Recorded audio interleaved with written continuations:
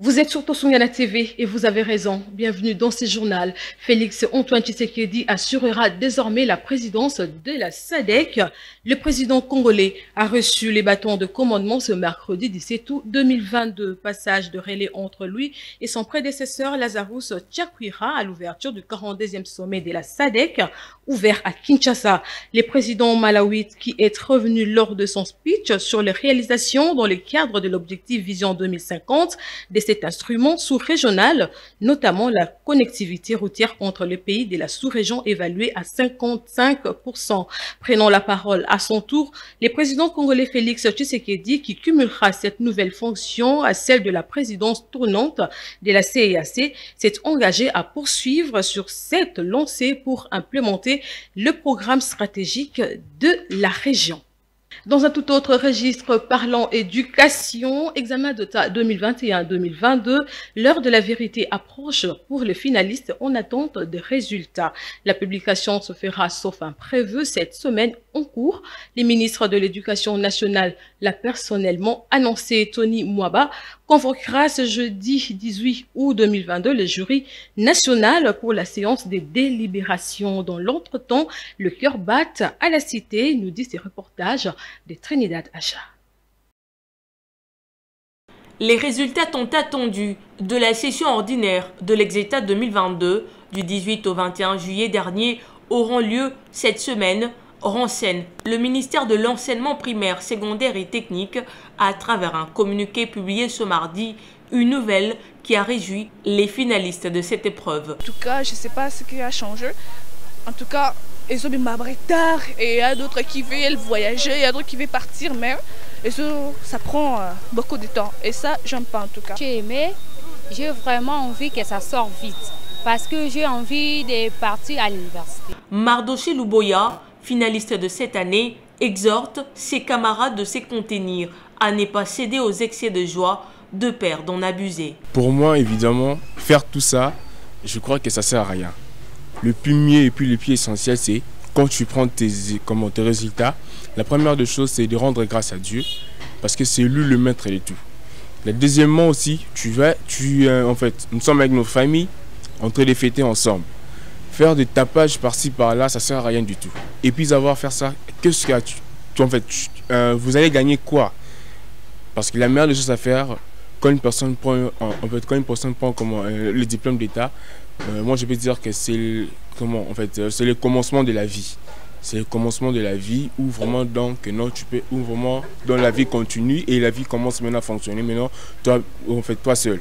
Parce que par là, il y a l'université, il y a tout autre chose. Nous sommes la famille est là et tous regardent sur toi.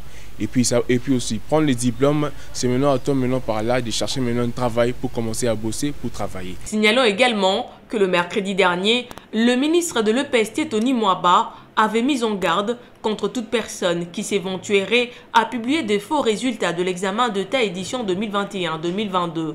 Cette note prévient la population, plus particulièrement les finalistes des humanités, que seuls les opérateurs de téléphonie cellulaire disposant d'un accord de partenariat avec le ministère de l'EPST sont autorisés à rendre public le dit résultat sur l'ensemble du territoire national.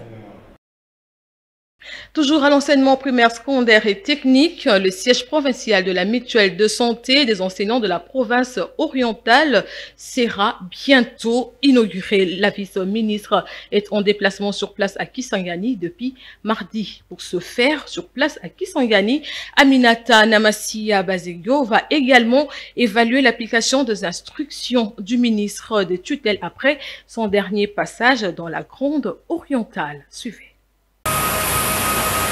Ils étaient tous présents, opérateurs pédagogiques, gestionnaires des écoles, enseignants et élèves de la province de la Tchopo. Offrir un accueil chaleureux à la vice-ministre de l'enseignement primaire, secondaire et technique. Au travers ces chants et récitals de poèmes exprimés par ses élèves, ils ont tenu à remercier le chef de l'État Félix Antoine Tshisekedi pour l'effectivité de la gratuité de l'enseignement, mais également l'amélioration des conditions socio-professionnelles des chevaliers de la Craie. Aujourd'hui, tous les enfants à l'école. Merci, Président. Nous sommes fiers de notre enseignement. Notre victoire est dans la Tshisekedi, notre président, nous lui restons reconnaissants. Merci, président. Très joyeuse de fouler le sol Boyomé pour sa toute première depuis sa nomination, Aminata Namasia Bazego relate ici le 3 volets de sa mission. On est venu inaugurer le siège de la mutuelle de santé des enseignants et aussi, comme vous le savez, il y a le ministre titulaire qui était déjà passé ici dans le cadre des itinérances. Il était venu, il a donné des mots d'ordre. Nous allons aussi essayer d'évaluer ce qu'il a donné comme ordre et on va voir là où ça marche et là où il y a encore des problèmes pour que nous puissions encore encourager nos provinciaux à bien faire leur travail. Mais aussi, Kisangani c'est chez moi, comme vous le savez, je suis originaire de la Grande Capitale.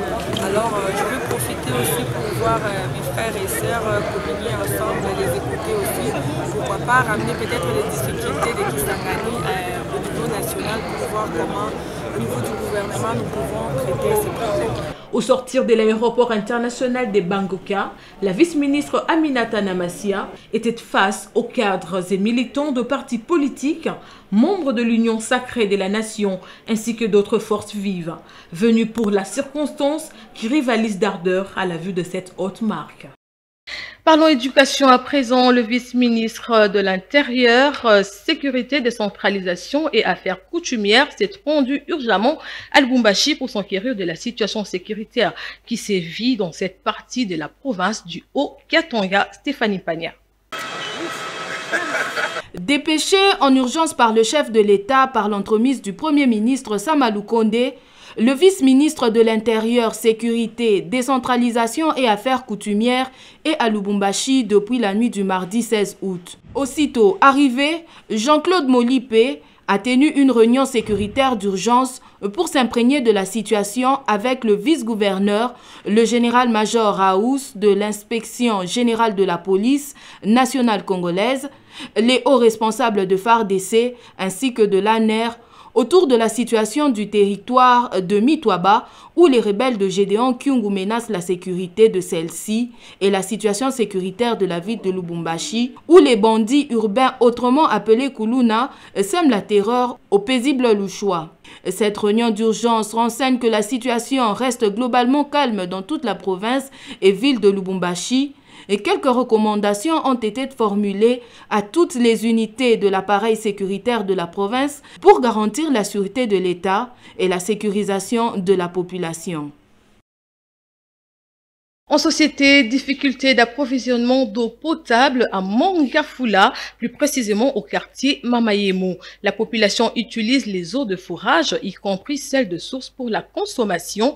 Une situation déplorable pour cette dernière qui fait appel à l'intervention aux autorités. Jocelyne Mwanda.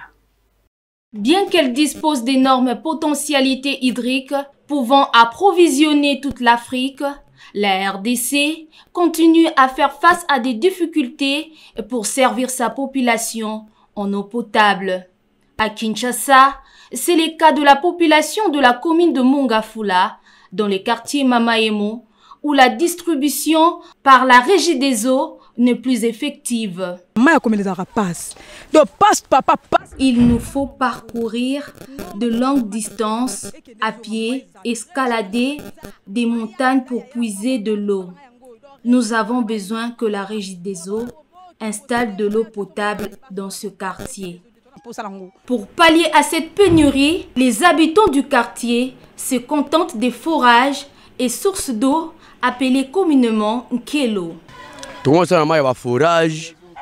Nous sommes butés à un problème d'approvisionnement en eau potable. Nous utilisons des forages et des sources qui sont la cause de plusieurs maladies. Nous demandons aux autorités de résoudre ce problème auquel nous faisons face.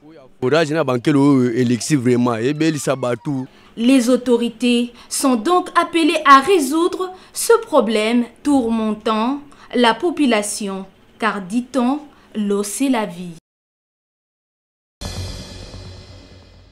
En dehors de nos frontières, va-t-on vers une crise post-électorale au Kenya? Raila Odinga, candidat malheureux et sortant, conteste le résultat publié par la commission électorale. Résultat qui donne vainqueur avec plus de 50%, son challenger et vice-président William Ruto, perdant du scrutin.